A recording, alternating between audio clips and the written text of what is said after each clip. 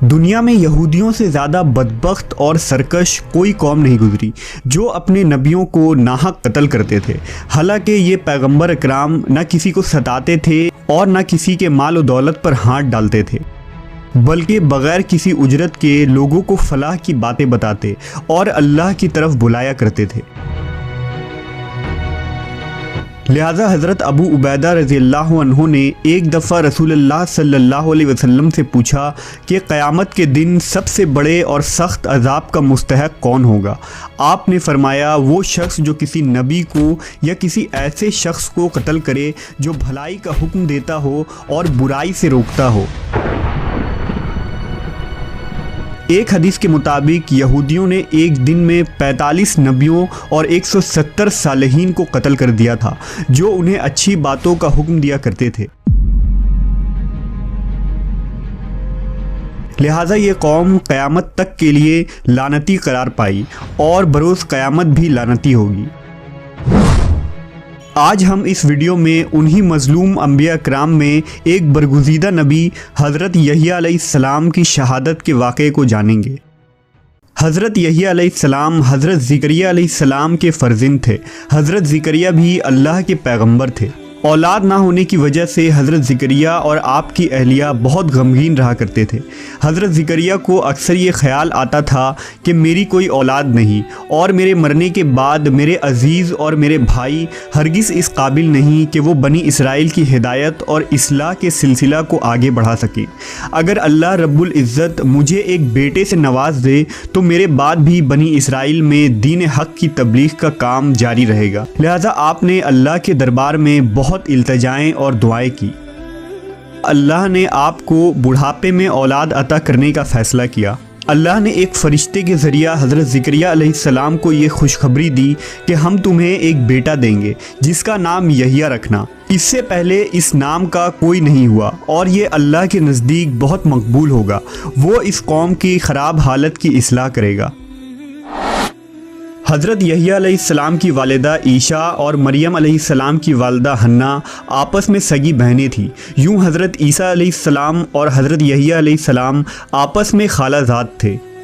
हज़रत यहया अलैहिस्सलाम बचपन में ही नबूवत के मकाम पर फायज़ हो गए थे। हज़रत यहया मूसा अलैहिस्सलाम की शरीयत को ज़िंदा करने वाले जलीलुल क़द्र नबी थे। उस ज़माने में अल्लाह ने अपने पैगंबर हज़रत ईसा अलैहिस्सलाम को मबूस फरमाया, लिहाजा आप उन पर ईमान ले आए। हज़रत यहया हज़रत ईसा से 6 माह बड़े थे और आप हज़रत ईसा की नबूवत को तस्लीम और तस्दीक करने वाले सबसे पहले शख्स थे। रिवायतों के मुताबिक हज़रत यहया अलैहिस्सलाम कसरत से गिरिया उजारी किया करते थे, यहाँ तक कि आंसुओं की वजह से आपके रुखसारों पर निशान पड़ गए थे। हज़रत यहया अलैहिस्सलाम निहायत ही हलीम, रक़ीक़ुल क़ल्ब, पाकबाज, आबिद, मुतक़ी, कुनात शार, शर्म हया के पैकर और सादा ज़िंदगी बसर करने वाले शख्स थे। ग़ज़ा बक़दर ज़रूरत खाते और लिबास इतना ही पहनते जिससे सिर्फ 70 पोशी हो सके। आपको जंगलों और बयाबानों से मोहब्बत थी। ज़िंदगी का ज़्यादातर हिस्सा वहीं गुजरा जहां आप दरख्त के पत्ते और शहद बतौर ग़ज़ा इस्तेमाल फरमाते और प्यास लगती तो नहर से पानी पी लेते। ना कोई घर था और ना ज़मीन जायदाद, जहां रात होती वहीं बसेरा कर लेते। हज़रत इब्ने अब्बास से रवायत है कि रसूलुल्लाह सल्लल्लाहु अलैहि वसल्लम ने फरमाया कि औलाद आदम में से ऐसा कोई नहीं जिससे गुनाह सरज़द ना हुआ हो सिवाय हज़रत यहया अलैहिस्सलाम के। अल्लाह ने हज़रत यहया को 5 बातों का हुक्म फरमाया था कि उन पर अमल करो और बनी इसराइल को भी अमल करने का हुक्म दो। लिहाजा उन्होंने बनी इसराइल को बैतुल मुक़द्दस में जमा किया और फरमाया, अल्लाह ने मुझे 5 बातों का हुक्म दिया है। अल्लाह के सिवा किसी की इबादत ना करो और ना ही अल्लाह के साथ किसी को शरीक करो। मैं तुम्हें नमाज का हुक्म देता हूँ जो खुशू व खुजू के साथ अदा करो। मैं तुम्हें रोज़े रखने का हुक्म देता हूँ। बेशक रोज़ेदार के मुंह की बू अल्लाह के नज़दीक मुश्क से भी ज़्यादा मुअत्तर और पसंदीदा है। मैं तुम्हें सदका करने का हुक्म देता हूँ और कसरत से अल्लाह का जिक्र करते रहा करो। हज़रत यहिया अलैहिस्सलाम की वफ़ात के मुताल्लिक मुफस्सिरीन ने मुख्तलिफ़ वाक़यात तहरीर किए हैं। ताहम मुफस्सिरीन की अक्सरियत ने जिस वाक़े को बयान किया है वो लूका के इंजील समेत बहुत सी किताबों में दर्ज है, जिसका खुलासा ये है कि हज़रत यहिया अलैहिस्सलाम के ज़माने में यहूदिया का बादशाह हेरोद एक अय्याश शख्स था, जिसके वजह से पूरे मुल्क और बनी इसराइल में फ़स्क़ व फुजूर फैल रहा था। उसने अपने हकीकी भाई फ़िलिप की बीवी हेरोदियास को बग़ैर निकाह अपने घर में रखा हुआ था। हज़रत यहिया अलैहिस्सलाम चूँकि नबी थे और दावत हक़ का काम सर अंजाम देते थे, लिहाजा उन्होंने बादशाह के इस फहश हरकत के ख़िलाफ़ आवाज़ बुलंद की, जिसके नतीजे में उन्हें गिरफ़्तार करके कैद खाने में डाल दिया गया। बादशाह ने यहिया अलैहिस्सलाम को कैद तो कर दिया, लेकिन वो उनसे डरता भी था। वो जानता था कि आप अल्लाह के सच्चे नबी और नेक इंसान हैं। नेज़ बनी इसराइल भी आपकी बहुत इज़्ज़त व एहतराम करते हैं।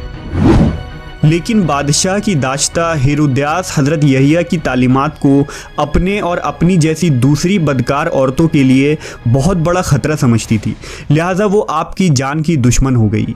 इसी दौरान बादशाह की सालगिरह के मौके पर महल में रक़्स व मौसीकी की महफिल जमी, जिसमें हेरोदियास की जवान और ख़ूबसूरत बेटी ने अपनी सहर आमेज़ रक़्स दिखाकर बादशाह को अपने जाल में फंसा लिया।